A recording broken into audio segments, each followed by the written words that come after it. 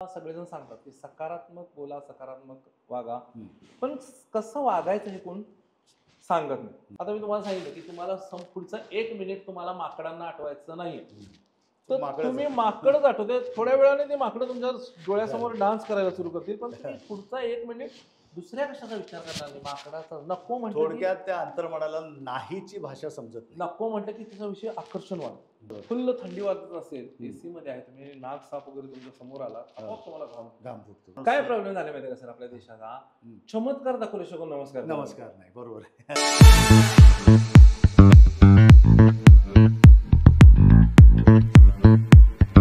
नमस्कार, मी साईनाथ सावंत.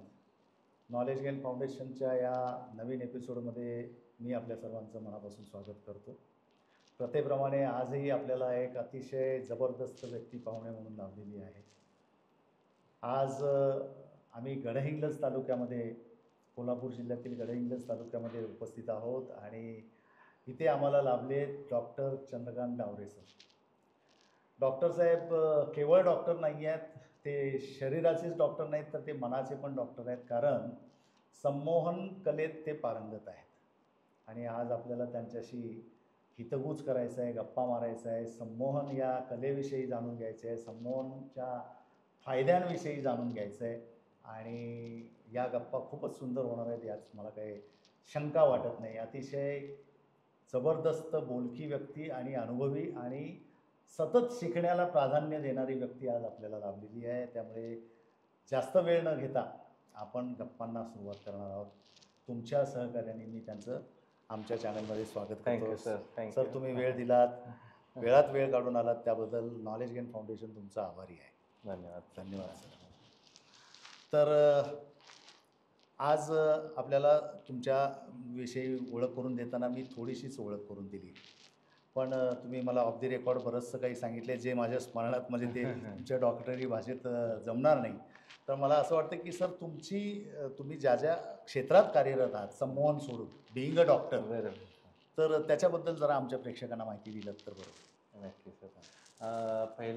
प्रथमतः मी सर तुमचं अभिनंदन करतो, कारण एका वेगळ्या सर्व्हिसमधून तुम्ही रिटायर होऊन एक वेगळं करिअर किंवा वेगळा एक छंद तुम्ही हा जोपासलेला आहे. थोडंसं त्यांना सर्व्हिस काय ती सांगतो. मी पोलीस खात्यातून निवृत्त झालोय, नाहीतर सर म्हणतात त्याप्रमाणे तुम्हाला वाटायचं की हा गँगस्टर होता, चोर त्याच्यातून निवृत्त झाला वगैरे असं वाटायला. विनोदाचा भाग सोडूया, तर सर म्हणतात ते बरोबर आहे. मग तुम्ही अशा याच्यातून नॉलेज गेन फाउंडेशन तुम्ही स्थापन केलेलं आहे. खूप वेगळी संकल्पना आहे, कारण सतत माणसानं नॉलेज, ज्ञान मिळवत राहण्याची प्रवृत्ती पाहिजे सर. आणि मला लहानपणापासून सवय आहे सर, काहीतरी ज्ञान मिळवायचं. आम्ही एक लहानपणी सर हे मोबाईल टीव्ही वगैरे फार नव्हतं. खाऊचा सर कागद जरी मिळाला, खाऊन झाल्यानंतर तो कागद वाचायचा आणि मगच टाकायचा. अजूनही कधी तसा टाकला नाही कागद. कुठल्याही पुस्तकाच्या दुकानात अजूनही रिकाम्या हाताने परत येता आलं नाही सर. अजूनही वाचन आहे, अजून आहे. आणि खरोखर अशा फाउंडेशनमध्ये आम्हाला तुम्ही आमंत्रित केलं, त्याबद्दल प्रथमतः मी तुमचे सर आभार व्यक्त करतो. खरोखर धन्यवाद. मला खूप छान वाटते आज हे ठिकाणी. आमचं सौभाग्य आहे की तुमच्यासारखी विविध पैलू व्यक्ती आम्हाला आजच्या गप्पांसाठी लाभली आणि आमच्या प्रेक्षकांसाठी एक फार मोठा मेवा ठरणार आहे, आता तुम्हाला लक्षात येईल. आणि सर सगळ्यात महत्त्वाचं ही गडिंग्लजची जी माती आहे, गडिंग्लजची भूमी आहे, ह्यामध्ये मी माझं BHMS कंप्लीट केलेलं आहे आणि ह्या भूमीशी माझी नाळ जोडलेली आहे.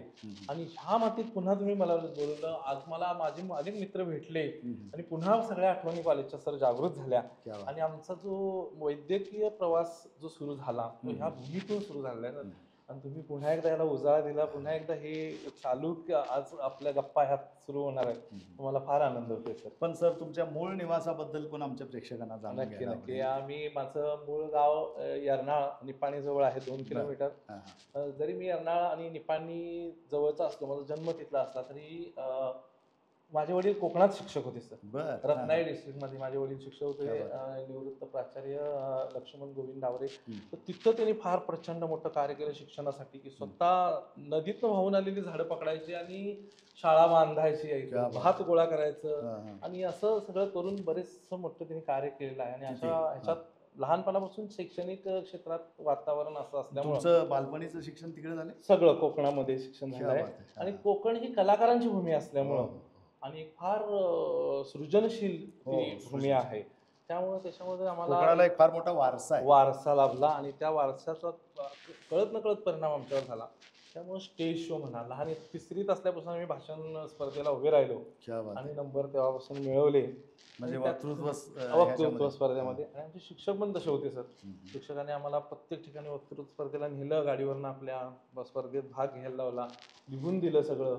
त्यातून आम्ही थोडं आमचं वक्तृत्व तयार झालं सर. आणि त्याचा फायदा आज आम्हाला त्या स्टेजवरती या वगैरे स्टेजवर आणि या कलेमध्ये पण होतो. अगदी होते सर. बरं सर, तुमचं जे वैद्यकीय शिक्षण झाले त्याच्याबद्दल थोडीशी बरोबर.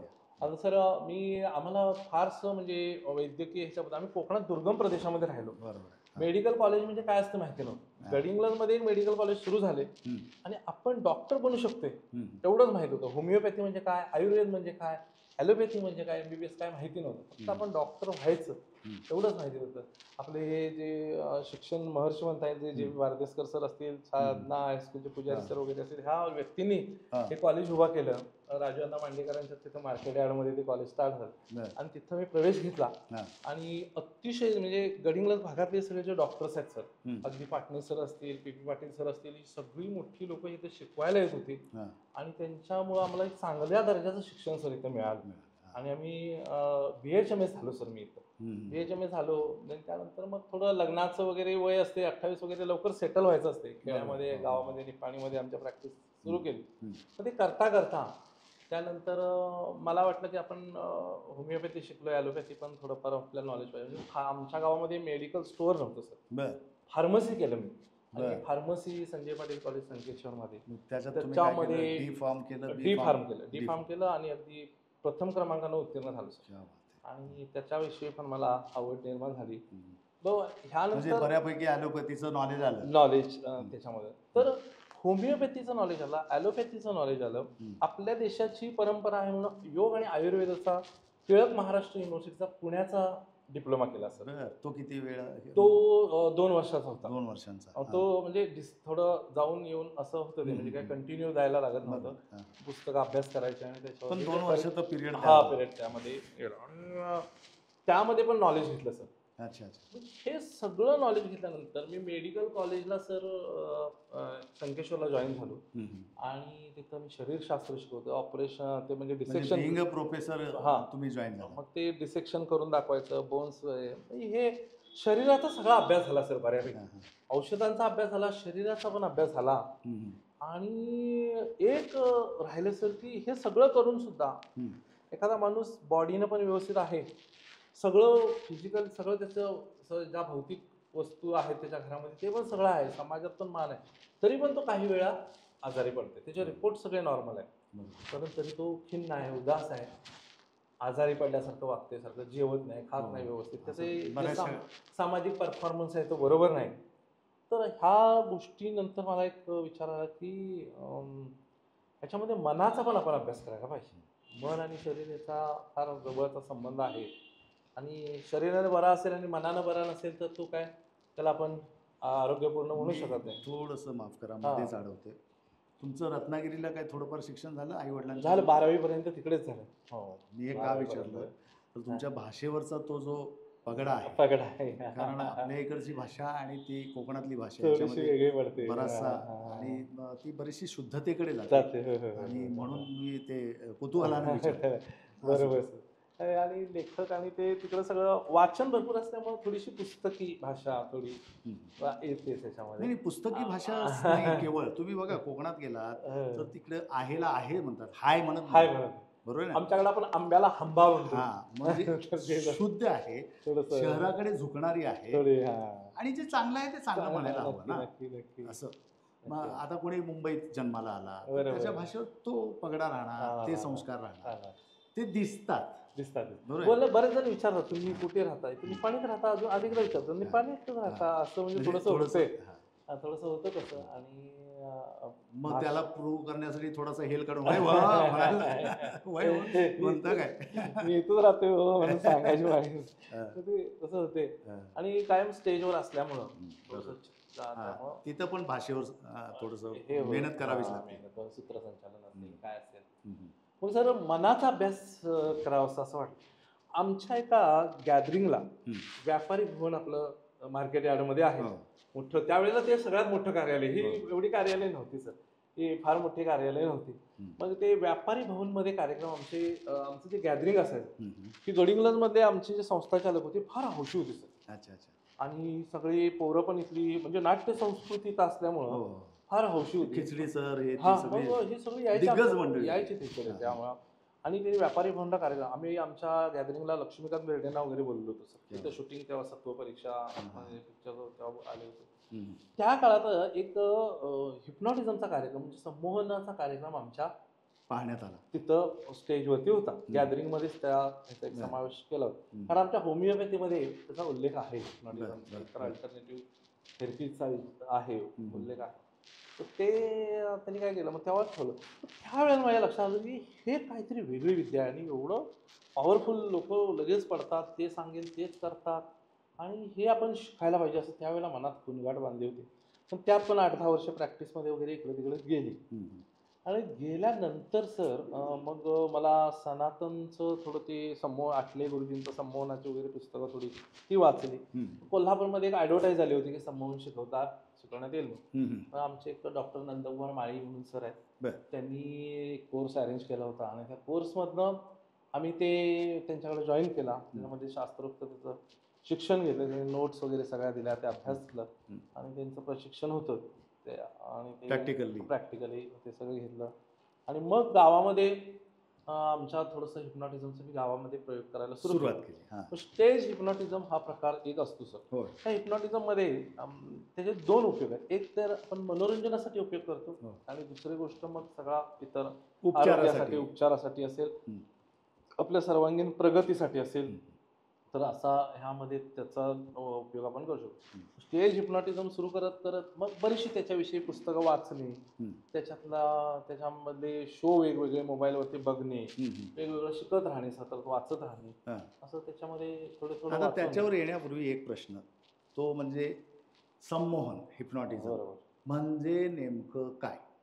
म्हणजे त्याला जर व्याख्यात करायचं आपण काय करतो, तर नेमकं काय म्हणजे सामान्य प्रेक्षकांना समजा की हे संमोहन म्हणतायत एक्झॅक्टली अगदी.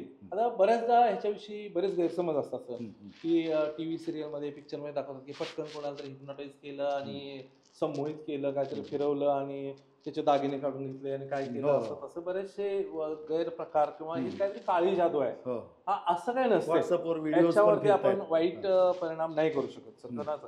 समजा तुमची इच्छा असेल तरच मी तुम्हाला संमोहित करू शकतो. तुमचं लक्ष नाही आहे, तुम्ही दुसऱ्या काहीतरी मूडमध्ये आहे, तुम्ही माझ्याकडे लक्ष देत नाही, तुमची इच्छा नाही आहे, तर मी तुम्हाला संमोहित करू शकत नाही सर. समोरच्या व्यक्तीची इच्छा असायला पाहिजे. आता एक साधं उदाहरण सांगतो तुम्हाला, की आता समजा एक दारू पिणारा माणूस इथं आणलाय माझ्यासमोर आणि त्याचं व्यसन सोडवा म्हणून सांगितलं मला, तर ते शक्य नाही सर. त्याची थोडी का असे ना इच्छा पाहिजे, त्यातून मला बाहेर पडायचं आहे. आणि तर घरच्यांनी धरून आणले, गल्लीतल्याने उचलून आणले, दाखवून संमोहन करता येत नाही. तर ते संमोहन एक असा विषय आहे की आपल्या मनाचे 2 भाग पडतात सर.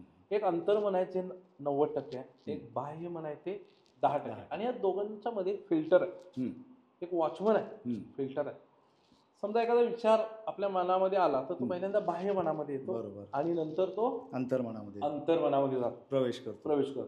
तर जे मधलं फिल्टर आहे ते वाईट विचार आतमध्ये जाण्यापासून रोखतात. पण जर सारखं जर ठोका, आता सारखं शिपायला म्हणतात सर मी आज जातो किंवा 50 वेळा बोला जा बाबा आतमध्ये, असं पण बऱ्याचदा होतं. एखाद्यानं सांगितलं की आपल्याला त्या झाडावर भूत आहे, आपली काय होते सद्विवेक बुद्धी असते, आपण सांगतो भूतगीत काय नसते. 8-10 लोकांनी आपल्याला सांगितलं, दिवसा आपल्याला काय वाटत नाही तिथून त्या झाडावरून पिंपळाजवळ जाताना, रात्रीच्या वेळेला जरा आपण गाडी थरथरते किंवा काहीतरी होते, आवर्जून आठवतं निदान आपण राम राम राम राम म्हणत तरी तिथनं पास होतो. आणि कधी कधी पास होताना मग थरथरल्यामुळं, भीती वाटल्यामुळं पाय गाडी स्लिप होऊ शकते, पडू शकते, कुठंतरी तिसरीकडे गाडी जाऊ शकते. असा प्रकार हा सगळा मनाचा खेळ आहे. अंतर्मनामध्ये आपण जातो. समजा आपण पण दैनंदिन जीवनामध्ये हिप्नॉटाईज होत असतो सर बऱ्याचदा. समजा तुम्ही कापड दुकानामध्ये गेला आणि तुम्हाला एका विशिष्ट प्रकारचा शर्ट घ्यायचा, पॅन्ट घ्यायची म्हणून आपण जातो तिथं. तो सेल्समन असतो तर काय करतो आपल्याला की सांगतो की साहेब हे नवीन आले बघा, हे पॅटर्न नवीन आले, हे तुम्हाला चांगला दिसावं. मग त्याच्या ह्याला भुलून आपण तो डायव्हर्ट करतोय पूर्णतः आपल्या लक्षात आणि आपण वेगळाच कपडे घेऊन येतोय, त्याला जे विकायचे तेच तेच गळ्यात तो मारतो. विकतो. आणि घरात आल्यानंतर आपल्या लक्षात येतं अरे आपण आणायला काय गेलो होतो, आणि काय घेऊन आलो. आपण काय घेऊन आलो. तर ही हिप्नॉटिझमची एक फेज असते, संमोहित बरोबर. फेज असते. तर ह्या अंतर्मनाचा मधला जो फिल्टर आहे हा लहान मुलांच्या मध्ये सर खूप वीक असतो.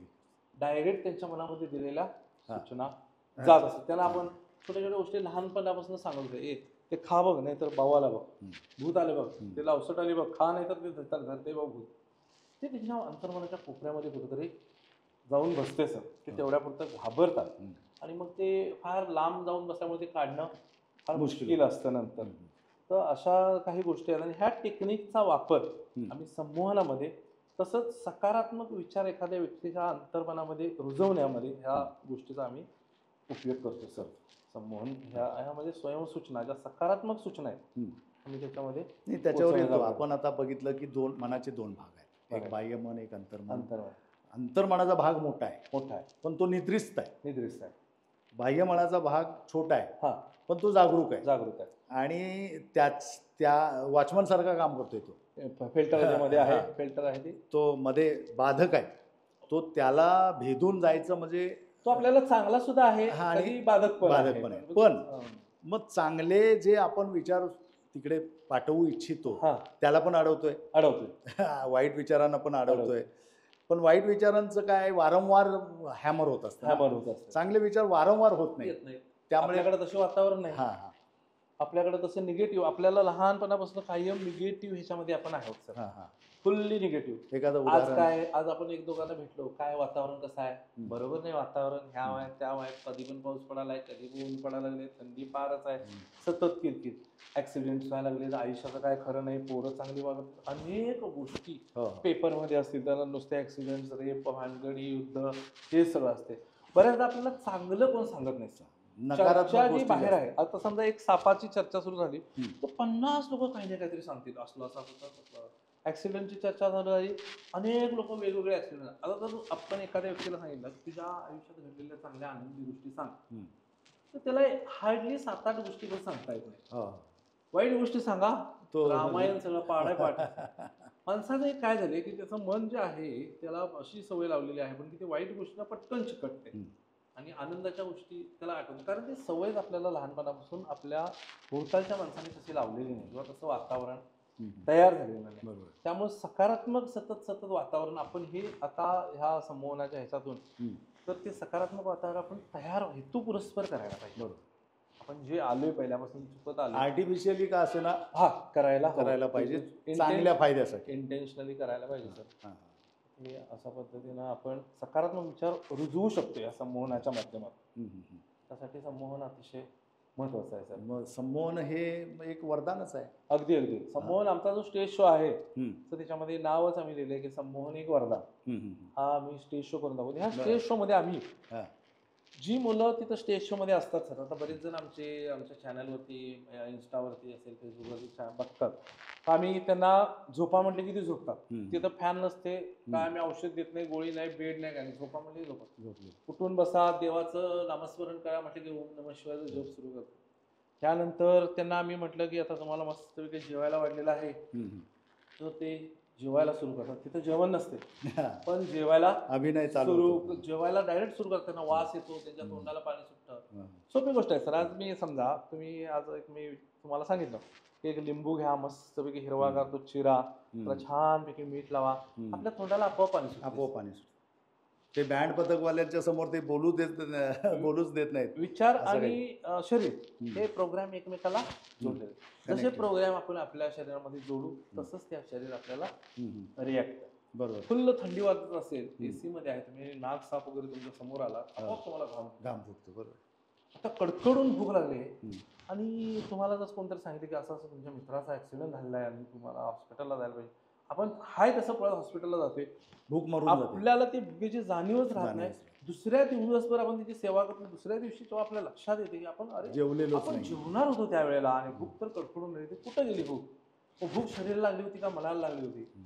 शरीराला पण आणि मनाचं हे दोन्ही कनेक्शन आहे आणि हे समन्वय फार महत्वाचा आहे. आपण विसरून जातो. मनात जे विचार येतात ते फार महत्वाचे आहेत. म्हणजे आपण जे बरेचसे आजार हे मनोशारीरिक आहेत असं म्हणतो. अगदी अगदी अगदी अगदी 80% 90% आजार अगदी, म्हणजे आधी मनात उत्पन्न होतात मनात आणि उत्पन्न नंतर शरीरावर त्याचे तर लक्षणं याच्यामध्ये दिसायला. तर तुम्हाला सांगायचं म्हणजे सगळ्यात मोठी जी आता स्किन डिसीजेस जे आहेत हां, ज्याच्यामध्ये बॅक्टेरियल इन्फेक्शन वगैरे काय नसते किंवा पॅरासायटिक इन्फेक्शन नसतं तर हम्म. तसे काही आजार आहेत जे स्किनमध्ये एवढे मोठे प्रॉब्लेम किंवा विद्रूप दिसतं, खाज उठते, हो. जखमा होतात ॲलर्जी. आणि अशा काही आजारांच्या वरती स्किनकडनं आपण डिसीजवाल्यांकडनं वगैरे आपण औषध घेतो त्यानं पण कधी बरं वाटत नाही किंवा काय होते. कोणतरी एखादी बाई येते म्हातारी आजी स्त्रीला ते तू त्या देवाला जाऊन ये, हां, देवाला जाऊन ये, ते ओटी भरून ये, तुझं होतंय. तुझं कमी होते बघ. हां. आणि ते केलं की त्याचं कमी येते. ह्याच्या पाठीमागचं कारण तेच आहे की त्याच्या मनातलं जे दडपण आहे ते दूर झालं आणि अंतर्मनापर्यंत बरं होतंय. होऊ शकते बरं. हां. एक त्याच्यामध्ये सकारात्मक संवेदना केली अशा बऱ्याच वेळेला आपल्याला बरं रिझल्ट आले. आणि लांब कशाला सर, आपण आता समजा डोकं दुखतंय आपलं आणि आपण गोळी खातोय, गोळी खाल्ली की 50% आपल्याला बरं वाटतं. माझं डोकं अर्ध दुखायचं बंद कमी झालं, अर्ध दुखायचं, अजून ती गोळी पोटात गेलेली असते, अजून ती विरघळायची असते, अजून ती रक्तात जायची असते, ते पण डोक्यावर ते सायकोलॉजिकली फील करतो अगोदरच. हे जे एक्सेप्टच करतो की मला बरं वाटायला लागले, आता बरं वाटणार आणि आहे. पूर्वीच्या काळी बघा काही अनेक डॉक्टर्स होते की त्यांच्या दवाखान्यात गेल्यानंतर अर्धा हजार बोलून कारण ते हसत मुखाने अरे काय झालंय तुला, कुठे काय झालंय, उगाच तू टेन्शन घेतोयस, काही झालेलं नाहीये. म्हणजे ते इतका आधार द्यायचे मानसिक की त्याच्यात अर्धा हजार पळून जायचं. ही गोळी खा, उद्या तू येऊच नकोस, दाखवायलाच येऊ नकोस, तुला काय झालेलं नाही, जा परत दाखवायला येऊ नकोस, असं म्हटल्यामुळे तो खरंच बरा व्हायचा. आता गडिंग्लजमध्ये प्रसिद्ध जुने डॉक्टर गुन्हे सरांचं नाव निघतं सरांचं अजून, म्हणजे आमचे जे शिक्षक होते त्यांचे पण ते शिक्षक आणि मग त्यांचं नाव निघते. ते काही लोक असा किस्सा सांगायचे सर की त्या गुन्हे सरांच्या केबिन मधनं ह्या बाजून गेला आणि त्या बाजून जरी आलं तरी तो बरा तरी मला बरं वाटते, असं म्हणजे एवढी श्रद्धा होती. आणि श्रद्धेनं बरंचसं काम, श्रद्धेमध्ये प्रचंड ताकद असते, एक विश्वास असतो की मला ह्यांच्याकडे गेल्यानंतर, ह्या डॉक्टरांकडे गेल्यावर मला बरं वाटतं. बरोबर. हा म्हणजे ती बरं वाटण्याची सुरुवात होत असते. तर हा एक त्याच्यामध्ये सकारात्मक विचारांचा हा प्रवास सुरू माणसाच्या, याचा अर्थ माणसाच्या आयुष्यात सबकॉन्शियस माइंड म्हणजेच अंतर्मनाची प्रचंड अहमियत आहे. बरोबर आहे की नाही? आणि ती आणि तिची ताकद ही समजून घ्यायचं असेल तर सम्मोहन म्हणजे नेमकं काय हे समजून घ्यावं लागेल. अगदी अगदी बरोबर आहे. आणि त्याची मदत पण घ्यावी, मदत आपल्याला घ्यावी. बरोबर आहे. शरीर स्वास्थ्य मिळवण्यासाठी किंवा आजार बरं होण्यासाठी जी एक रोगप्रतिकारक शक्ती वाढणं आवश्यक आहे, बरोबर, किंवा त्या आजाराशी झुंजण्याची ताकद, ताकद, ते मनोबल मिळवायचं असेल तर सम्मोहनाची मोठी ताकद. अगदी अगदी अगदी सर. आणि ही कुठली अंधश्रद्धा नाही आहे, विज्ञानाने ते स्वीकारलेलं आहे. सायन्स आहे सर, पूर्णतः सायन्स आहे, विज्ञान आहे. म्हणजे विज्ञानाच्या बेसवरती हे जे मनाचं संपूर्ण शास्त्र आहे हे बेसिक. मग तुम्हाला तुमच्या वैद्यकीय सेवेपेक्षा ही सेवा करण्यात जास्त आनंद येतोय असं वाटतं मला. म्हणजे वैद्यकीय सेवा तर आहेच, पण याचे जे परिणाम दिसतात, दृश्य परिणाम, किंवा समोरचा माणूस काय प्रॉब्लेम झाले माहिती का सर आपल्या देशाला, चमत्कार दाखवू शकतो, नमस्कार नाही, बरोबर आहे. तो चमत्काराच्या स्वरूपात काहीतरी वेगळं वाटते, त्यांना चमत्कार पाहिजे असते, चमत्काराच्या स्वरूपातच स्वीकारतात. आता तुकाराम महाराजांच्या आयुष्यातले चमत्कार लोक लक्षात ठेवतात, पण त्यांच्या अभंग लक्षात ठेवत नाही. तर चमत्कार सर ते, आणि सर इतके ड्रॅमॅटिक रिझल्ट आहे, तर खूप छान रिझल्ट आहे, अविश्वसनीय आहे की लोकांना वाटतं काय शब्दांची किंमत, काय करणार. तर तुम्हाला एक उदाहरण सांगतो की शब्द आता आपल्याला सगळेजण सांगतात की सकारात्मक बोला, सकारात्मक वागा, पण कसं वागायचं हे कोण सांगत नाही. मी एक छोटंसं उदाहरण सांगतो. मला एका झाडावरती मुलं खेळत होती, अशी 2-4 मुलं, छोटंसं झाड होतं बागेमध्ये, आणि ते झाडावरती मुलं खेळत होते आणि त्यांच्या आई खाली बसल्या होत्या. तर हवा असं आली, जोराची हवा आली आणि झाड हलायला लागलं. तर झाड हलायला लागलं आणि झाड हलायला लागल्यानंतर त्याची एक आई काय म्हणाली मुलाला, अरे बाळा पडशील बघ. ते बाळ खाली पडलं. त्यातली आई एक दुसरी जराशी शहाणी होती, ती काय म्हणाली की बाळा सांभाळ स्वतःला, फांदी घट्ट पकड. फांदी घट्ट पकड म्हटल्यावर त्याला फांदी घट्ट पकडली आणि ते बाळ पडायचं राहिलं, सावरलं. तर गोंधळलेल्या परिस्थितीमध्ये मुलांना अचूक सूचना द्यायला पाहिजे. अचूक सूचना गेली की त्याचा अचूक परिणाम आपल्याला दिसतो. मिळायला पाहिजे. हा. आमचे थीमच आहे अपेक्षित ते बोला. हा. तुम्हाला काय अपेक्षित आहे हा, ते बोला. आपण सहज बोलतो, तू गाढव आहेस, तू आळशी आहेस, तू जडगा आहेस, तुझ्या आपलं काय होणार नाही, तुला काय जमणार नाही. साधा आपण दुकानला एखादी अंडी आणायला पाठवली मुलांना, तरी पण आपण सांगतो टाकशील बाग, फोडशील बाग, धडपड तेच नुसतं.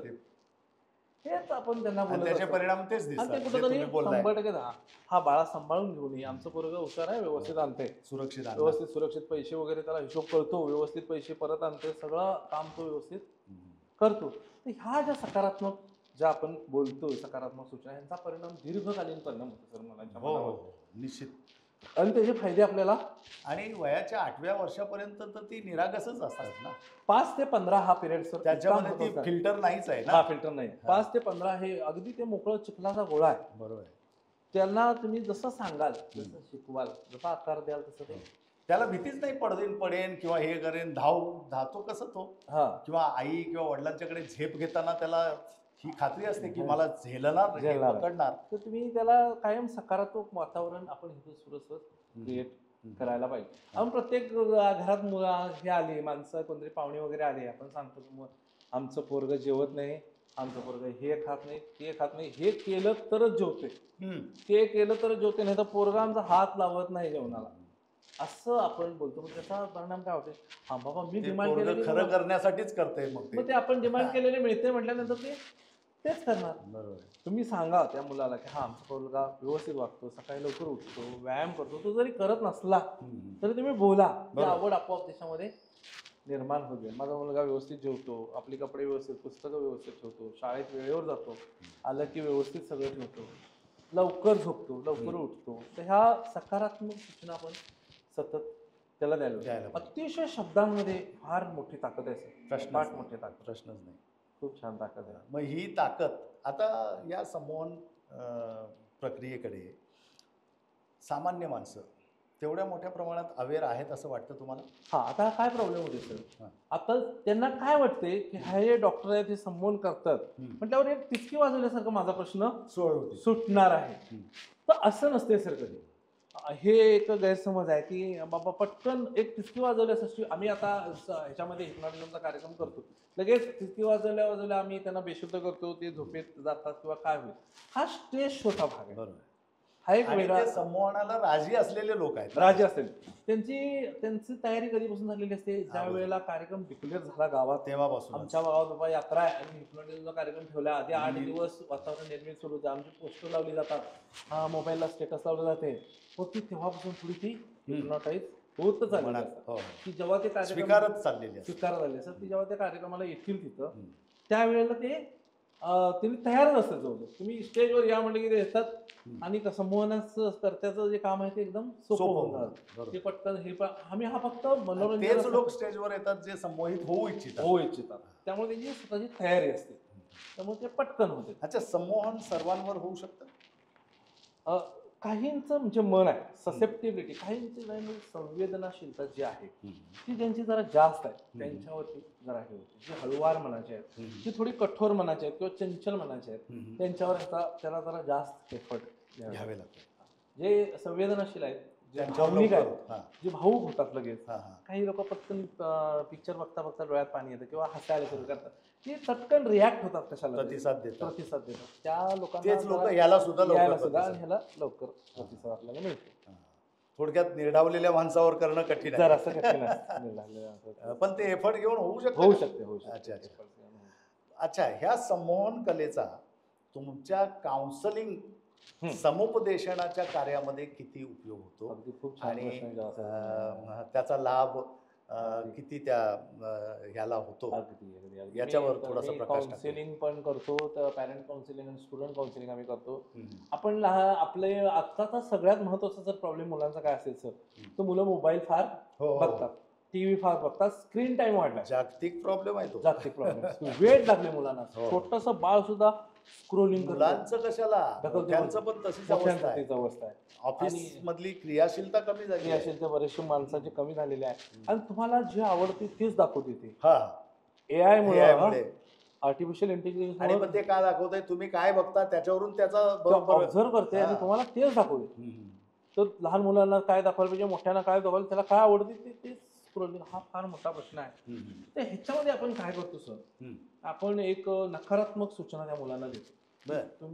तू मोबाईल बघू नको, टीव्ही बघू नको, सगळ्याला नको म्हणतो पालक म्हणून आपण देत आपण काय करतो, नको म्हणतो, न कळतपणे देत असतो.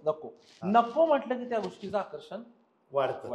आता मी तुम्हाला सांगितलं एक 200 पानाचं पुस्तक आहे, तुम्ही घरी घेऊन जावा आणि ह्यात 25 नंबरचं पान तुम्ही वाचायचं नाही. तुम्ही घरी गेल्यानंतर काय करणार, ते सगळ्यात पहिलं ते वाचा. 25 नंबरचं पान तुम्ही, कारण कुतूहल झालं. नको म्हटलं की त्या गोष्टीविषयी आकर्षण. आता मी तुम्हाला सांगितलं की तुम्हाला पुढचा 1 मिनिट तुम्हाला माकडांना आठवायचं नाही, तर तुम्ही माकडच आठवते. थोड्या वेळाने ते माकडं तुमच्या डोळ्यासमोर डान्स करायला सुरू करतील, पण तुम्ही पुढचा 1 मिनिट दुसऱ्या कशाचा विचार करणार नाही, माकडाचा. नको म्हटलं, थोडक्यात त्या अंतर्मनाला नाहीची भाषा समजत नाही. नको म्हटलं की त्याचा विषय आकर्षण वाढतं.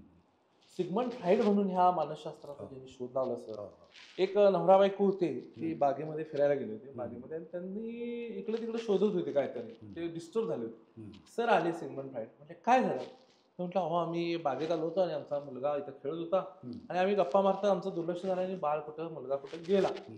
सिग्मंड फ्राईड सरांनी काय विचारलं, तुम्ही त्याला कुठं जाऊ नको म्हटला काय, जाऊ नको म्हटला काय. म्हणजे होय, आम्ही त्याला तिकडं पाण्याचा हौद आहे तिकडे जाऊ नको अशी त्याला आम्ही सांगितलं, सूचना दिली होती. तर ते म्हणले तिथं तो असणार, तुम्ही असणार. गेले तिथं, तर ते तिथंच होते. तो पोरगा बाळ मिळालं त्यांना आनंद झाला. ते आले परत, सर म्हटले तुम्ही भविष्य सांगता काय होते, नाही म्हटलं हे फक्त मनाचं शास्त्र आहे, तुम्ही नको म्हटलं की. पण आता नको, एक तर आपण त्यांना नको म्हणतो, दुसरी गोष्ट मग रिचार्ज मारत नाही किंवा टीव्हीचा रिचार्ज बंद करतो किंवा मारहाण करतो, मग रडारड होते, चिडचिड होते. मग ती मुलं काय करतात, दुसऱ्याच्या घरात जाऊन टीव्ही बघतात किंवा मोबाईल बघतात. मग मुलं आई वडिलांविषयी तिरस्कार निर्माण होते, आमच्या घरात हे सगळं वैभव असताना आम्हाला बघू दिलं जात नाही. तर ह्यामध्ये हे जे नकारात्मक सूचना सोडून आपल्याला त्यामध्ये सकारात्मक सूचनांकडे वळायचं. कारण सर आता असं आहे की मोबाईल, टीव्ही, गाडी ह्याशिवाय आपण आता नाही जगू शकत, कारण हे आपल्या आधुनिक जीवनशैलीचा एक अविभाज्य भाग ते आपण टाळू शकत नाही त्याला.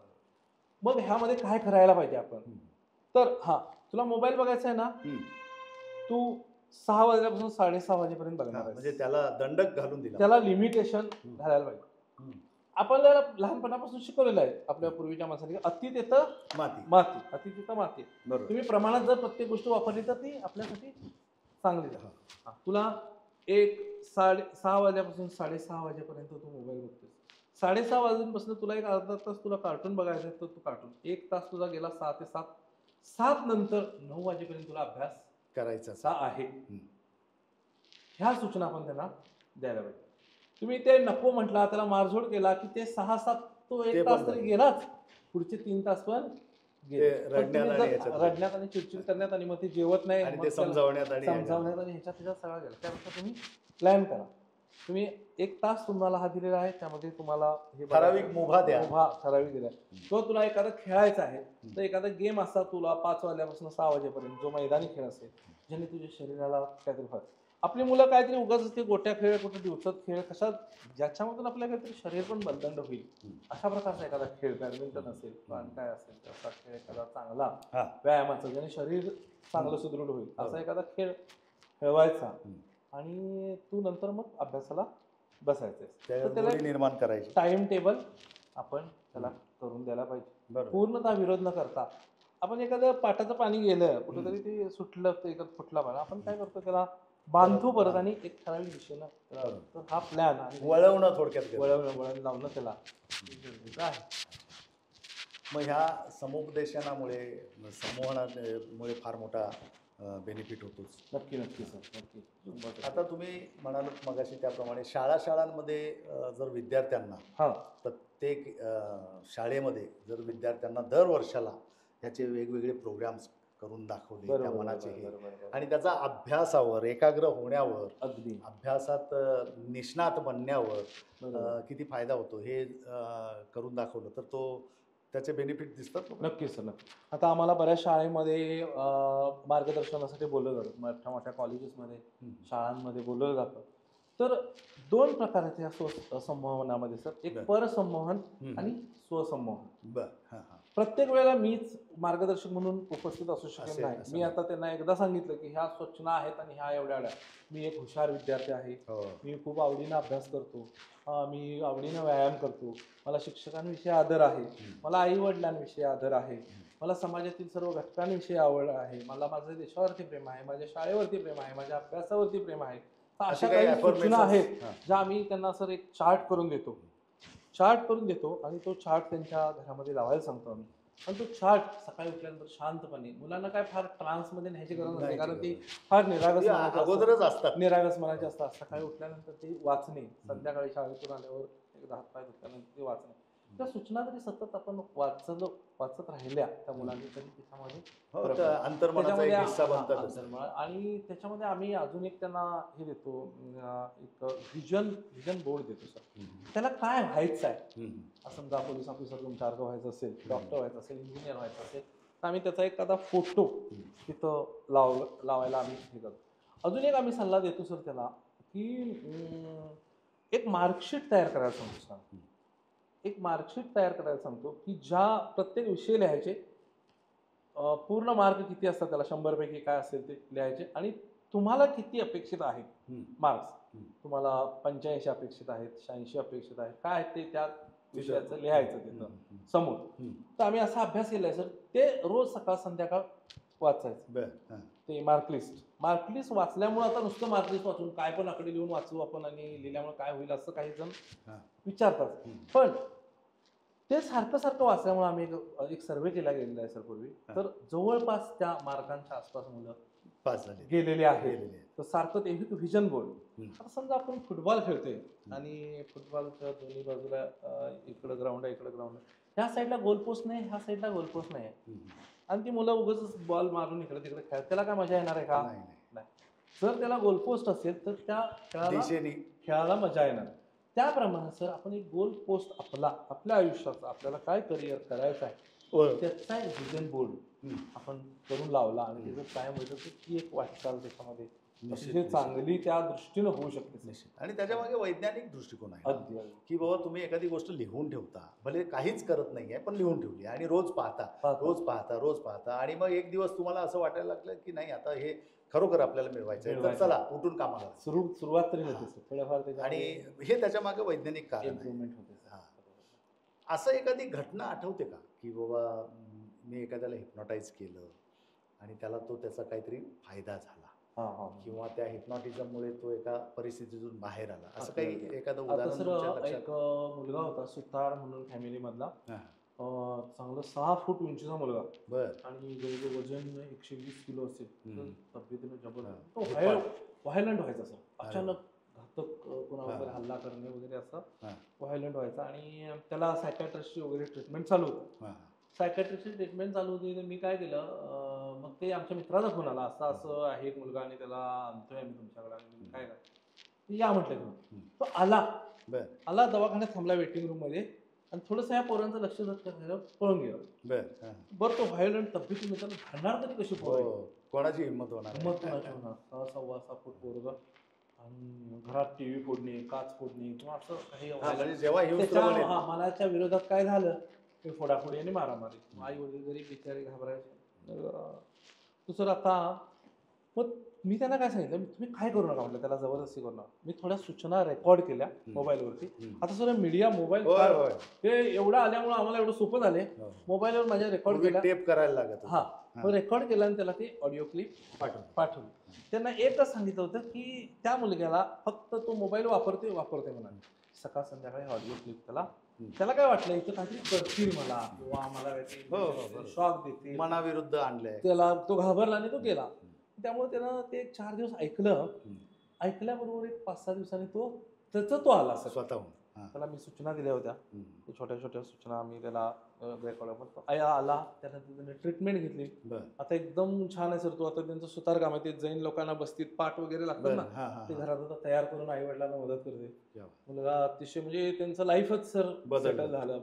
म्हणजे एवढा छान रिझल्ट त्याला आला. मग हे सायकॅट्रिस्ट वगैरे तुमची म्हणजे संमोहनकर्त्यांची मदत घ्यायला काय हरकत नाही त्यांनी? ते पण सर एक काउन्सिलिंग करतात ह्याच्याबरोबर. पण काय होते, आज व्यवसायाच्या गडबडीमुळे इतका वेळ ते देऊ शकत. पेशंट आलं, पेशंट आलं की सायकॅट्रिस्ट काय करतात, 2 मिनिटात त्याला काय व्हायलंय आपणच सांगतात. फडफड फडफड, झोप लागत नाही, भूक त्याला लागत बोलू नाही, हे दे. होत नाही, ते होत नाही, बेचैन होते, हृदयात धडधड होते, आपणच सगळं सांगतात. धडाधड औषधं लिहितात एवढी. आणि सरांना बरं त्यांना थोडा वेळ नसतो, नसतं, बरोबर. त्यांची पण काय चूक आहे असं म्हणायला. मध्ये मी एका सायकोलॉजिस्टची मुलाखत घेतली, हां, तेव्हा ते म्हणाले की बघा, सायकॅट्रिस्ट असो किंवा आणि कोणी असो, हे मनाचा आजार आहे अगदी आणि ते उपचार करतायत शरीरावर. शरीरावर. मग विजेचा शॉक देणं किंवा हे, अगदी अगदी तर त्याचे रिझल्ट कसे येणार? रिझल्ट. आता आमच्या इथं एक तसे उपाध्ये सर म्हणून एक आहेत, अविनाश उपाध्ये कोल्हापूरमध्ये. हां, तर त्यांनी रिहॅब सेंटर सुरू केले सर. बरं. म्हणजे काही असे समाज उपयोगी काम करणारे पण व्यक्ती आहेत. आहेत, आहेत. त्यांनी एक असं सेंटर केलं, एक आश्रम तयार केलाय सर. हम्म, हम्म. आणि आश्रम तयार करून तिथे त्यांची राहायची सोय केली आहे, जेवणा खाण्याची सोय केलेली आहे. असे पण काही आहेत. पण बऱ्याचदा आपण बघतो की डॉक्टर्स फार बिझी असतात, त्यांनी पोस्ट ग्रॅज्युएट वेळ नसतो तेवढा, त्यामुळे ते गडबड नाही, काउन्सिलिंग. पण ते त्यांना दोष म्हणून नव्हे, पण त्याच्यात रुग्णाला योग्य ती हे मिळत नाही ना. अगदी अगदी अगदी म्हणजे आग रामेश्वरी आणि बंब सोमेश्वरी अगदी, असा अगदी. प्रकार होतो ना. आता सर मध्ये बघा, CPR हॉस्पिटलला असू दे, कोविडमध्ये ह्यामध्ये MSW नावाचा एक कोर्स असतो, मास्टर इन सोशल वर्क मधली मुलं जी असतात, बरं. काहींना तिथं ते पब्लिक ऑफिसर म्हणून, म्हणजे हम्म. पब्लिक रिलेशन ऑफिसर म्हणून काही हॉस्पिटलला त्यांची नेमणूक केली बरं. जाते. PRO. PRO म्हणून त्यांना नेमणूक केली जाते. मोठ्या मोठ्या सेंटरमध्ये, कोविड सेंटरमध्ये तशी काही लोक होती. हम्म. आणि मग ती त्यांना त्यांच्याशी बोलायची, म्हणजे डॉक्टरने औषध देऊन झाल्यानंतर हम्म. त्यांच्याशी ते संवाद साधायचे. तुमच्या प्रापंचिक काही अडचणी आहेत, काय आहे, इथं कसं आहे, तिथं कसं आहे, तर त्यांना धीर देण्यासाठी, काउन्सिलिंगसाठी काही माणसं त्यांनी ठेवली होती सर. तर असतात असे काही ठिकाणी, पण बऱ्याचदा आपल्याकडं शरीरावरच जास्त भर दिला जातो. शरीराचाच हे काउंट मोजला जातो सगळा, त्याचा मानसिक काउंट कधी मोजला जात नाही. ब्लड टेस्ट सगळ्या शरीराचे आजार बरं व्हायला मदत करतं हे. हा, शरीराचा आजार बरा म्हणजे उदाहरणार्थ आता समजा एखाद्याच्या पॅनक्रियाज काम करत नाही, अगदी अगदी अगदी पण त्याच्या अंतर्मनाला सूचना दिल्या तर तो अगदी. हे होऊ शकतं. आता कसं आहे सांगतो सर, काय होते सांगतो तुम्हाला, तर बऱ्याचदा तुम्ही आता बघितलं असेल की बिनविषारी साप चावल्यानंतर सुद्धा काही हो, माणसं हो, मेलेली माणसं आहेत. मेली आहेत. काही माणसं पाण्यात बुडतानाच त्यांनी पाणी बिणी पिलेलं पण नसतं. तरी पण तुम्ही ते- पोलीस क्षेत्रामध्ये काम केलेलं आहे, बरोबर. क्राईम मध्ये केलं किंवा बरोबर. सुसाईड मध्ये किंवा अपघात विभागामध्ये केलेला आहे. हम्म. काही लोकांचा अपघात होतोय, त्याला कायच झालेलं नसते, भीतीनंच. आता कोरोनामध्ये काय झालं, 80-90% लोक मग घाबरूनच मेले. घाबरून आमच्या पोलीस खात्यातले धडधाकट स्ट्रॉंग लोक जे शरीराने एवढे बलदंड होते, ते पहिले गेले. आणि आता तुम्हाला म्हणजे थोडंसं विषयांतर वाटेल, मी खोटं वाटेल लोकांना पण, की मी त्या काळात ते लॉकअप गार्ड करायचो आणि लॉकअपमध्ये काही कोरोनाचे पेशंट ते आरोपी. माझ्या मनात एक स्वार्थी विचार येत होता, ते हास्यास्पद आहे. त्यावेळेला 50-60 लाख रुपये मिळायचे माहिती, असं डिक्लेअर झालं होतं की कोरोनात मेला सरकारी कर्मचारी तर त्याला 50-60 लाख रुपये मिळणार. आणि मला शुगर आहे, सगळं आहे, हार्टचे प्रॉब्लेम आहेत, बीपीचे प्रॉब्लेम आहेत. आणि मी काय म्हणायचो, शाळेला ह्या दरम्यान माझं काही असं झालं तर माझ्या घरच्यांना 50-60 लाख रुपये मिळतील आणि मी पण लवकर जाईन. अरे बापरे, बघा हे हास्यास्पद आहे, मी अगोदर सांगतोय. आणि मला काही झालं नाही हो. बघा एवढा वीक असलेला माणूस, मला काही झालं नाही. त्याचं कारण पण सांगतो मी तुम्हाला. आणि चांगले धडधाकट केले, आश्चर्य वाटलं मला. मग माझं कारण कशात आहे सांगतो. मी सकाळी उठलो की देवाचे आभार मानतो. मला चांगला दिवस माझ्या आयुष्यात उजाडला, त्याबद्दल आभार. आणि हे ब्रह्मांड देवता, तू मला वयाच्या 100पर्यंत जगवणार आहेस आणि त्याबद्दल सुद्धा आभार. बऱ्याच जणांना खांदा देऊन मी जाणार आहे, मी सदृढ आहे. म्हणजे जे अफर्मेशन सकारात्मक ते मी सकाळी बोलतो, त्या स्वयंसूचना आहेत. हा, स्वयंसूचना देतो. आणि कदाचित त्याचा परिणाम असेल, ते मी विनोदाने म्हटलं असेल, पण खरं झालं तरी मला हवं होतं ते, पण ते झालं नाही. त्याच्यानंतर एका आरोपीला हे झालं कोरोना, त्याला आम्ही त्या सेंटरला हे केलं आणि माझी ड्युटी तिथंच. आता त्याला बेड्या लावून ठेवल्या आहेत, पण त्याला लघवीला काय पाहिजे असेल, काय नको असेल, लघवीला न्यायचं, बेडी काढून न्यायचं, हे करायचं. आतमध्ये सगळे ह्याचे पेशंट. माझ्या असं लक्षात आलं की ह्याच्यातले बरेचसे हे कोविडग्रस्त नाहीच आहे. कळलं काय? आणि वस्तुस्थिती तीच होती बरं का सर. ते जे काही लॅबचे रिपोर्ट्स वगैरे ह्याच्यामध्ये सुद्धा घोळच होता काय. तर मी एवढा जवळून हे केलं, मला अजिबात काही वाटलं नाही. कारण मी रोज म्हणायचं, अरे काही नाही आहे, आपण सदृढ आहे, बरेचसे काय होणार नाही असं नाही बोलायचं. बरोबर. अरे आपण हा सदृढ आपण आहे, त्याला फाईट करू शकते. हा, आपली आपण प्रतिकार शक्ती तेवढी yes, मजबूत आपण आहे. सदृढ आहे आणि हे आपल्याला याची अगदी. भीती बाळगायचे कारण नाही असं. अगदी त्याचा परिणाम असेल कदाचित. तर ह्या सगळ्या स्वयंसूचनांचा अगदी अतिशय फायदा तुम्हाला काही म्हटल्याप्रमाणे आहे ना सर, हम्म. तर ते बिनविषारी साप ठेवलेली सुद्धा माणसं भिवून घाबरून घाबरून ते मारतात. कशाला तुम्ही व्हॉट्सअपवर एक ती कहाणी ऐकली असेल की सायंटिस्ट सायंटिस्ट लोक अगदी ते तुला तीन तीन टोचली टोचले आहे. साप चावलाय म्हणून सांगितलं तरी त्याचे सुद्धा लक्षणं पण अगदी ठेस येऊन मेला तो. लगेच तीच लक्षणे. तीच सर लक्षणं. तुम्हाला सांगतो, हा. एखाद्याला धुरळ्याची जर ॲलर्जी असेल, हा, आता धुळा बघितला की त्याला नाही मी बाबा तिकडे येत नाही, मला सर्दी हा, होते. हा, ती एवढी मनात भीती तिच्या बसलेली असते सर. पिक्चर मध्ये पडद्यावर हा. घोडे वगैरे पळत असेल जर धुळा उडाला तरी ह्याला शिन घेत्या. हो, येते खरं मग आहे. हे रोग कशाचा आहे? हा मनाचा आजार. आहेच ते सत्य तर आहे. हे आता तुम्ही जो प्रश्न विचारला की म्हणजे आजारपणामध्ये हिप्नोटिझमचा हम्म. काय उपयोग होतो, तर हा काउन्सिलिंगचा फार मोठा. आपण जर पेशंटला धीर दिला हा. की तुला काही होणार नाही आहे, आम्ही तुझ्या पाठीशी आहोत. हम्म. आता मॉरल सपोर्ट एक जण देतो. आता पेशंट जवळ गेल्यानंतर काय बोलायचं ह्याचं आपल्याला भान अर्थातच पाहिजे. काही जण अडाणी बायका अडाणी पुरुष माणसं असतील, ते पेशंटला बघायला जायचं, हा. "अरे ते आमच्या हा, त्याच्या समोर दुसरा मेला तिकडं ते आमच्या ह्या हॉस्पिटलला ऍडमिट केलं होतं आणि तू मेलाच किंवा जगलं. असं बोलायचं नाही. आपल्याला नाही. आपल्याला काय त्याला धीर द्यायचं. तर ह्या म्हणजे नकारात्मक सूचना सोडून सांगा, हा हे डॉक्टर तेच चांगले त्या आहेत, पेशंटच्या समोर जर असं हा म्हटलं हे डॉक्टर चांगले की आहेत, असाच आजार त्या आमच्या पाहुण्याला झाला होता, 4 दिवसात तुटून बसला, झाला, हा बस कुठं काय होतंय एवढा. असं. आणि हे डॉक्टर चांगले आहेत, हा. उपचार चांगले करतात. इथनं हा. बरेच जण ह्या ह्या आजारानं अमक्या डॉक्टरनी उपचार केला, 4 दिवसात माणूस उठून बसला. आणि ह्या सरांनी आजार अनेक पेशंट आजार. असले बरे केलेले आहेत. हा, म्हणजे असं आपोआप त्याच्या कानावर जाणं गरजेचं आहे. ते कानावर जाणे गरजेचं आहे. ते सकारात्मक सतत आजारी माणसाच्या ह्याच्यावरती जर गेलं सर, तर तो 4 दिवसात बरं. मी एक पेशंट बघायला गेलो होतो. आमचे एक सर होते, ते कंबर दुखायला लागले म्हणून झोपले रे. बरं. म्हटलं सर झोपले ते फार निराश झाले. आता काय शुगर आहे, माझं ऑपरेशन पण होऊ शकत नाही ह्या होत्या. तर सर काय तुम्ही म्हटलं HIV पॉझिटिव्ह पेशंट म्हटलं फार फिरायला लागलं निवांत होय, पळत, होय. आणि तुम्ही काय असं म्हणता म्हटल्यावरती जे झोपले ते जरा उठून बसले. मला आता जरा बरं वाटायला आणि लागलं. आता खरंच आहे हो, कुठे HIV पॉझिटिव्हचं काय दिसतंय? आता ती- याचं काय आवाज आता नामोनिशाण नाही आहे. आहेत ट्रीटमेंट त्यांना चालू आहे, आहेत, तेच आणि पण. ट्रीटमेंट चालू आहे त्याबरोबर त्यांना काउन्सिलिंग पण चालू आहे. हा, नाही म्हणजे काउन्सिलिंग पण चालू आहे आणि त्यामुळे ते व्यवस्थित राहिले हो. नव्हते. पूर्वी नुसतं झाले म्हटलं तर ते घेऊन भिवून अर्धे मरत व्हायचे. होता. बरोबर. आता त्याला औषध उपचार कंट्रोलमध्ये आणणारे औषध उपचार पण आहे, आणि काउन्सिलिंगला माणसं ठेवली हो. खास गव्हर्नमेंटनं बरोबर. त्या सेंटरला माणसं ठेवली. कॅन्सरग्रस्त जे असतात सर, हम्म. त्यांच्या इथं पण काउन्सिलिंगला हम्म. व्यक्ती असतात, तिथं माणसं असतात. त्यामुळे ते त्यांचं म्हणजे ते life- मानसिक बळ त्यांना शारीरिक बळ देऊ शकते. हा, तर ते लाईफ त्यांचं वाढतंय बरोबर. आणि बराचसा फरक पडतो. आपण एकदा एखादी गोष्ट स्वीकारली, आपल्याला माहीत झालं. भीती कशामध्ये असते सर? भीती ही अज्ञानामुळे असते. बरोबर आहे. एकदा ज्ञान मिळालं हम्म. की ती भीती. हो, हो, हा, बरोबर. तुम्हाला सांगितलं साप तो बिनविषारी होता, हम्म. साप चावला ऍडमिट केलं मी, हा अरे मी तो साप बघितला, तो बिनविषारी होता, हा, म्हणजे त्याला त्याची काय होत निम्मी नाही. भीती गेली, पळाली. गेली. त्याला तसं सांगा, हा त्याला सांगितलं त्याला आता डेंग्यू झालाय, त्याच्या पेशी कमी झाल्यात. हा 7 दिवसाची फेज असते. हम्म. पहिला 3-4 दिवस कमी होतात, नंतर नंतर 3-4 परत दिवस रिकवर होतात. वाढायला सुरू होतील. पण एक 10 दिवस बाबा त्याचा फेज झाल्यानंतर थोड्या पेशी कमी आलेल्या असतात, आणि 5-6 दिवसांनी त्या वाढायला सुरू होतील. जरा त्याला सांगितलं, हम्म. त्याला हो, एकदा त्याला दिलासा माहिती दिली जरा, हम्म. की मग ते आपोआप कव्हर व्हायला सुरुवात होते. सुरू होते. ह्या सगळ्या प्रकारामध्ये आता तुमचा जो हे चाललाय म्हणजे प्रॅक्टिस,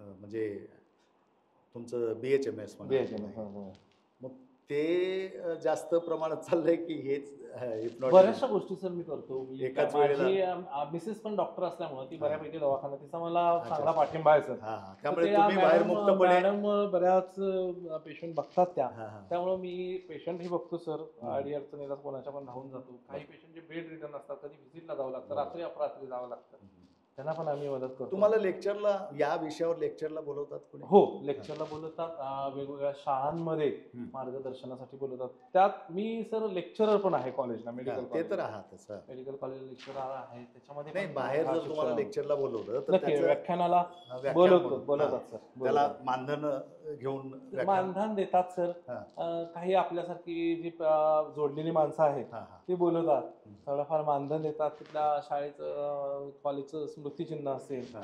सत्कार करणे. नाहीतर आम्ही एक मग धन ज्ञान नसलं तर मान तरी देतात. देतात नाही ना, धन हे आपण सर करत राहायला पाहिजे. फळ तर आपल्याला मिळत, मान तर मिळतोच. फळ तरी मिळत राहते, मान तर मिळत राहतो. हां. काही रिकामं काय पाठवत नाहीत सर, बरोबर. कुणी ना कुणी काही ना नाही, तुम्ही काही. मानधनासाठी करत नाही तो भाग अगदी अगदी, वेगळा. पण रिकामं पाठवत नाहीत अजिबात. बरोबर. आम्ही काय असं अट ठेवून, आता तुमच्यासारख्या प्रोफेसरांचा वगैरे फोन येतो, अधिकाऱ्यांचा वगैरे, कुणाचा सर यायला पाहिजे हम्म. आमच्या इथं, असं असं आहे. आता काल परवा आम्ही व्यसनमुक्ती शिबिर घेतलं होतं सर, बरं. धर्मस्थळ ग्रामाभिवृद्धी संघानं त्यांनी बोलवलं होतं. हम्म. तर ते एवढं सगळं करायला लागले. आपण एक तासभर तिथं हम्म. एवढं मोठं त्यांनी त्या व्यसनमुक्ती लोकांचं त्या सगळं जेवण हे ते हॉल सगळं अरेंज केले, स्टेज अरेंज केले, त्यांना सतत काही मार्गदर्शन करतायत, त्यांना प्रोटेक्ट करतायत, त्यांचं संरक्षण करतायत, त्यांना बाहेर जाऊ देत नाही. ह्यामध्ये आपल्याला एक तास त्यांनी बोलवलंय, तर आपण जायचं. तर अशा पद्धतीनं सेवा सुरू आहे सर. आता वेगळा प्रश्न, सांगा. म्हणजे आपण संवहनाबद्दल भरभरून बोललोय. तुमचं वाचनाबद्दल काय मत आहे? म्हणजे तुमचं तर स्वतःचं वाचन खूप चांगलं आहे, बरोबर सर. पण वाचन संस्कृती लोप पावत चालली आहे. अगदी अगदी अगदी. ती परत गठीत करण्यासाठी काय व्हायला पाहिजे असं तुम्हाला वाटतंय? बरोबर सर. आता आमच्या लहानपणी सर बऱ्यापैकी आम्हाला वाचन का वेड लागलं, तर आम्हाला आमची जी गुरुजी होती हम्म.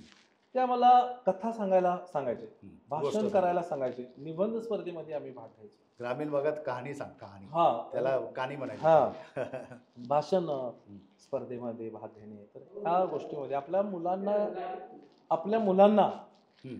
आपण आपल्या शिक्षकांना जाऊन भेटायला पाहिजे, आठवड्यातून एकदा तर, बरं. एकदा दोनदा. आपली मुलं बाबा भाग घेतात की नाही हम्म. भाषण स्पर्धेमध्ये, निबंध स्पर्धेमध्ये, ती एकदा कशात तरी भाग घ्यायला लागली हम्म. की आपोआप वाचायला सुरू करते. कारण त्याविषयी माहिती आपल्याला गोळा करावी लागेल. मग ती इंटरनेटवर वाचू देत, हम्म. पुस्तकात वाचू देत, किंवा कुठेतरी मुद्दे तरी लिहून काढायला पाहिजे पाहिजे. आपल्याला, भाषणाचे असतील, निबंधाचे.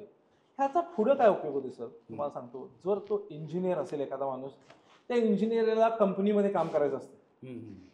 पण जर त्या इंजिनियरचं नॉलेज पण चांगलं असेल आणि त्याचा भाषा विकास जर चांगला असेल, हो. त्याचं बोलणं जर चांगलं आहे, ॲडमिनिस्ट्रेशन चांगलं असेल, किंवा एखाद्या क्लायंटला हँडल करत, तर त्याला ऑफिसमध्ये कामावर घेतात. येस.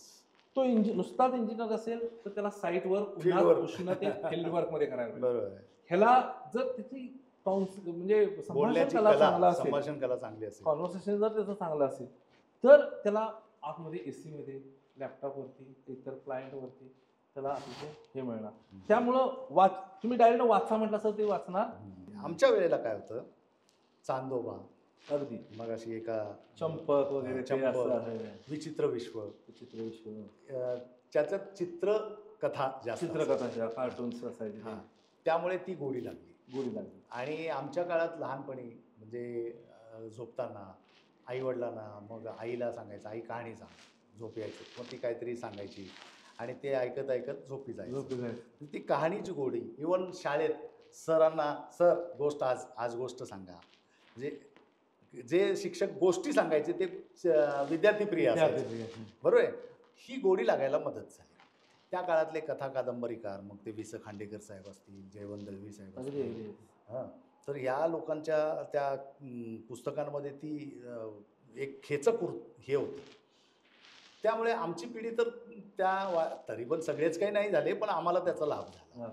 नवीन पिढीला पण आता काय झालंय, मोबाईलमुळे किंवा आता कुकू FM आलंय, ते म्हणतात तुम्ही वाचू नका, आम्ही तुम्हाला वाचूनच दाखवतो, ऐकवतो तुम्हाला. त्यामुळे लोकांना शॉर्टकट आता, पण वाचण्याची मजा वेगळी आहे ना. अगदी. बघा तुम्ही पूर्वी टेलिव्हिजनवर लाईव्ह बघायचे क्रिकेट मॅच, पण दुसऱ्या दिवशी मॅचचं ते वार्तांकन परत वाचायचो लोक आपण, वाचण्यात मजा असायची. तर ती मजा त्या लेखकाची पण आहे, त्या व्यक्त झालेल्या शब्दांची पण किमया आहे. कदाचित त्याच्यामध्ये काही फरक पडला असला तर माहिती नाही, आपण ते काय त्यातले माहीर नाही. पण वाचन संस्कृती जगायला पाहिजे, तर तुमचा शब्दसंग्रह वाढेल. शब्दसंग्रह वाढला तर तुम्हाला योग्य शब्दात व्यक्त करायची संधी मिळेल, आणि व्यक्त योग्य शब्दात झालात तर समोरच्यापर्यंत ते पोहोचेल. हे साधं गणित आहे. सर, मला हिप्नॉटिझमचे फायदे तुमच्यामुळे आज बरेचसे समजले, आमच्या प्रेक्षकांनाही समजले असतील असं मानायला हरकत नाही. पण जाता जाता आमच्या प्रेक्षकांना तुम्ही काय मोलाचा सल्ला द्याल? हिप्नॉटिझमकडे बघण्याची दृष्टी कशी बदलायला पाहिजेत याबद्दल काय सांगाल आणि स्वयंसूचनेचा चे काय फायदे आहेत हे जरा आमच्या प्रेक्षकांना थोडक्यात सांगितलं तर खूप बरं. छान. कारण आज काय झाले सर, बऱ्याचशा गोष्टीवर आपण चर्चा केली. त्यामुळे हिप्नॉटिझम असेल, माइंड ट्रेनिंग असेल, सकारात्मक विचार असतील. तर लक्षात ठेवण्यासाठी अनेक तुम्हाला सांगतो की जेवढी आपण ज्ञानेंद्रिय आपली वापरू हं. तेवढं चांगलं आहे. म्हणजे की आपण स्पर्श ज्ञान असेल, समजा एखादं नुसतं वाचलं तर आपल्या फार काळ लक्षात नाही, नाही. पण तो पूर्ण प्रयोग जर आपण आपल्या हाताने हँडल केला हां. तर आपण त्याला टच केलेलं असतं, त्याचा वास घेतलेला असतो, ते बघितलेलं असतं, पंचेंद्रियांचा वापर करून. जास्तीत जास्त पंचेंद्रियांचा वापर म्हणजे तन मन धनान आपण जसं म्हणतो हां. तसं सगळी इंद्रिय आपण प्रत्येक गोष्टीमध्ये, तुमचा व्यवसाय असू दे, तुमचं शिक्षण असू दे, सगळ्यामध्ये जास्तीत जास्त ह्या सगळ्या गोष्टींचा ज्ञानेंद्रियांचा त्याच्यामध्ये वापर करायला पाहिजे. म्हणजे न्यूरोलिंग्विस्टिक प्रोग्राम अगदी हा सगळा तयार आपण करायला पाहिजे. एखादा प्रयोग जर आपण सगळा केला तर तो दीर्घकाळ लक्षात राहतो. मित्र लक्षात ठेवा, हिप्नोटिझम ही अशी काही जादू नाही की पटकन एक टिचकी वाजवली पटकन त्यामध्ये बदल होईल. पहिल्यांदा आपल्यामध्ये सकारात्मक विचार यायला पाहिजेत, त्याच्यावरती अंमलबजावणी करायला पाहिजे. सतत ती गोष्ट कमीत कमी 21 दिवस, जास्तीत जास्त 90 दिवस आपल्याला तिची सवय होण्यासाठी करावी लागते आणि हळूहळू ती सवय मानली जाते. तुमच्या मनामध्ये जर कुठलाही वाईट विचार येत असेल तो येऊ दे, त्याला विरोध करू नका. त्याला विरोध केला तर ते अजून जेवढं दाबाल जेवढं रेसिस्ट करणार तेवढं ते. त्यामुळं त्या वाईट विचारांकडे सरळ दुर्लक्ष करा आणि फक्त चांगल्या विचाराकडं आपला फोकस करा. आणि आपल्या आयुष्यामध्ये तुम्हाला जे ध्येय मिळवायचं आहे, संमोहन म्हणजे हेच आहे की स्वतःला चांगल्या सूचना देणे आणि सतत एका चांगल्या टार्गेटकडं, चांगल्या लक्ष्याकडं आपला प्रवास चालू ठेवत आहे. भलेही यश तुम्हाला पटकन मिळेल, काही वेळाने मिळेल, पण सतत सकारात्मक विचारांकडे, ट्रॅकवर राहणं, एका ट्रॅककडं आणि त्या सकारात्मक लक्ष जे आहे आपलं ते मिळवण्याचा आपण प्रयत्न सतत केलं राहायला पाहिजे. एवढ्या या निमित्तानं मी आज सांगतो. धन्यवाद. खूप खूप सुंदर सर, तुम्ही योग्य माहिती दिली आम्हाला, खूप महत्त्वाचं म्हणजे ही मुलाखत किंवा ह्या गप्पा कधी संपूच नाही असं वाटतं. एवढी रंगत आली याच्यामध्ये आणि तुमचं बोलणं पण इतकं प्रवाही आहे, खूप सुंदर आहे, प्रभावी तर आहेच आहे. तर या सगळ्या तुमच्या संमोहन कलेला नॉलेज गेन फाउंडेशनतर्फे तुम्हाला हार्दिक शुभेच्छा देतो आणि ते तुम्ही जगाच्या कानाकोपऱ्यात हे पोहोचवा. आता जगाच्या कानाकोपऱ्यात पोहोचवणं तुम्हाला मर्यादा असल्या तरी तुम्ही या संपूर्ण पंचक्रोशीमध्ये एक संमोहन तज्ज्ञ म्हणून परिचित व्हाल आणि तो तुमची संमोहन कला लोकांच्यापर्यंत पोहोचवाल यात काही शंका नाही. तर हे होते डॉक्टर चंद्रकांत डावरे सर, ज्यांच्याशी आपण संमोहन या विषयावर गप्पा मारल्या. मला खात्री आहे तुम्हाला त्या आवडल्या असतील. तुम्हाला आवडल्या असतील, पण तुम्ही पाहताय तुमच्या मित्रांनी नातेवाईकांनी हे पाहिलेलं नसेल, त्यामुळे तुम्ही हा एपिसोड त्यांच्यापर्यंत शेअर करा, जेणेकरून त्यांनाही या गोष्टीचा, या माहितीचा लाभ मिळो. आम्ही सरांचा नंबर खाली देत आहोत. या संमोहन कलेविषयी किंवा संमोहन शास्त्राविषयी काही जाणून घ्यावंसं वाटलं तर तुम्ही त्यांना फोन करू शकता. सर तुम्हाला फोन केला तर त्रास दिला तर चालेल? नक्की. आणि सरांचे काही संमोहनाचे प्रयोग करून ठेवायचे असतील तर तेही तुम्ही त्यांना त्यांचं विशिष्ट मानधन देऊन तुम्ही त्यांना आपल्याकडे बोलावू शकता, पाचारण करू शकता. अशा विविध प्रकारच्या महानुभावांना तुमच्यासमोर आणायचं आहे आणि त्यासाठी कुठेतरी थांबणं आवश्यक आहे. म्हणून आता थांबतो, पण त्यापूर्वी परत एकदा नेहमीचा संवाद साधूया. वाढती महागाई यामुळे चिंतित आहात का? चिंता करू नका, आपले उत्पन्न वाढवा. एक असा पार्ट टाईम व्यवसाय जो करताना तुम्ही अपयशी ठरलात तरी नुकसान शून्य, पण यशस्वी झालात तर मात्र हवे तेवढे पैसे कमवले जाण्याची शक्यता. कसे समजून घ्यायला आवडत असेल तर निश्चित आम्हाला फोन करा. खाली नंबर आहे नॉलेज गेन फाउंडेशनचा. एका चांगल्या प्रपोजलला समजून घ्या, आवडलं तर त्याचा लाभ घ्या, अन्यथा आम्हाला शुभेच्छा द्या. तोवर मात्र थांबूया पुन्हा भेटण्यासाठी.